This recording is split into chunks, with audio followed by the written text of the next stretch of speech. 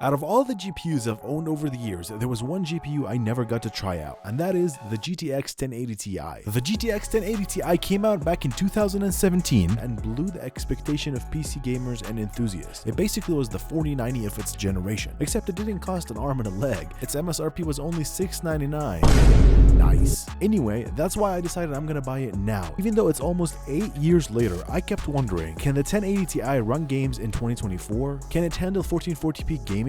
So today, that's what we're gonna find out. Obviously, you can't buy this thing brand new, so eBay is the solution. And I got one off of eBay for $160, but you can buy them on your local marketplace for as low as $100. The model that I bought is the Gigabit White Model Turbo Edition, and it has 11 gigs of VRAM. Now back then, white GPUs were not very common, so this feels extra special. And I personally love the white design on this GPU just because it has like multiple textures and different colors, and it just, it's eye-catching. But together, let's see what kind of performance we can get from this GPU in today's age. To run our tests, I set up this open test bench that has an Intel 13700K on it, 32 gigs of DDR5 RAM, and we'll be running the GPU clocks at the base clock, which is 1480 MHz, not overclocked. And we'll be doing all the testing on a 1440p monitor since that's the most common monitor resolution for most PC gamers in today's age. Now, if you buy one of these older GPUs, here are 3 tips that I can give you. First, make sure it's cleaned out. If it's not clean, you clean it yourself after you get it. This thing has been collecting dust for 7 years. And the last thing is, keep an eye on the temperatures when you're gaming, that they don't get too hot. If they do, maybe try repasting your GPU with new thermal paste. Now, let's do some testing. For starters, we're going to be running Haven Benchmark at 1440p. This is just a basic software to test your GPU and see if it's performing as expected,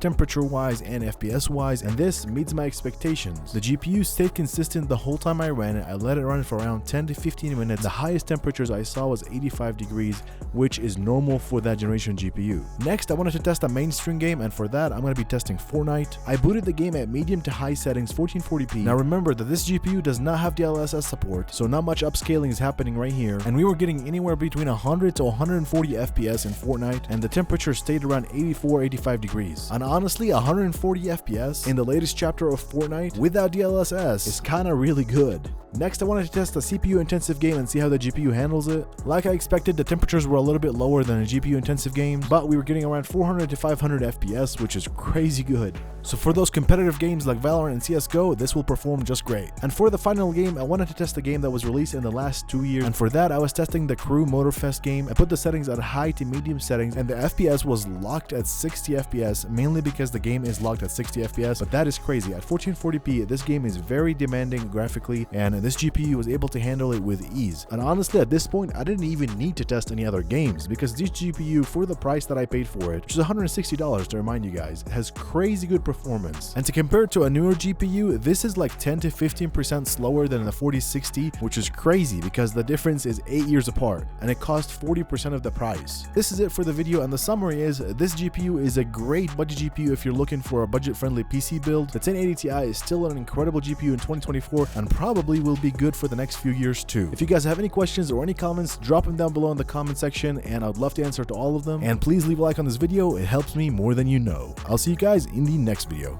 Bye.